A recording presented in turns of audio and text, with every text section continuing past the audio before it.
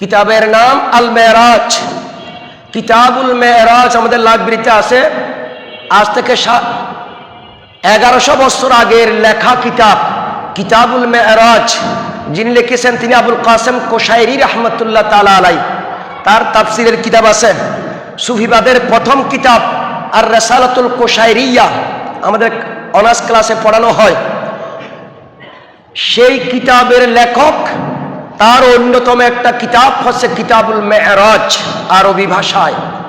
সেই কিতাবে তিনি হযরত ইমাম বায়জিদ বুস্তামি রাহমাতুল্লাহ আলাইহির রেফারেন্সে বলতেছেন যে পেয়ারা নবী ওনার মেরাজের সংখ্যা হচ্ছে 34 বার।